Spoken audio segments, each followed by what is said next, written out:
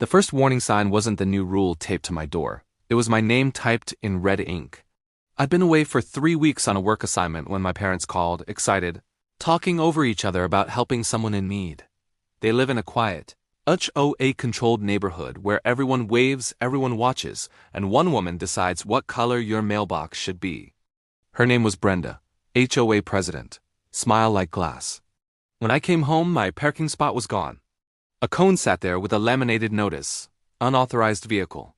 My parents stood awkwardly on the porch, explaining that Brenda from my middle school was staying, temporarily, in our guest room. She'd fallen on hard times.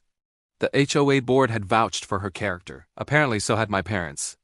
Brenda greeted me like we were lifelong friends. Same syrupy voice. Same eyes that measured weakness. She talked about community, about rules, about how the HOA was her calling. My parents ate it up. The next morning, the notices began. Noise complaints for footsteps after 10 p.m., lawn warnings for grass I hadn't touched, a fine for leaving my shoes on the porch. Every notice signed by Brenda. Every fine waived from my parents as long as she lived there, I tried explaining. I told them about the girl who used to follow me home, who'd get teachers to punish me for things I didn't do. My dad said people change. My mom said forgiveness builds character. That night, I heard Brenda on the phone in the backyard. Laughing, bragging, talking about leverage. About how easy it was to control a board when you controlled the paperwork. So I started listening. I found emails on the shared printer. HOA votes that never happened. Fines rerouted.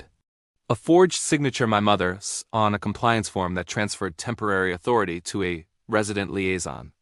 Brenda. The final straw came when a tow truck pulled up for my car.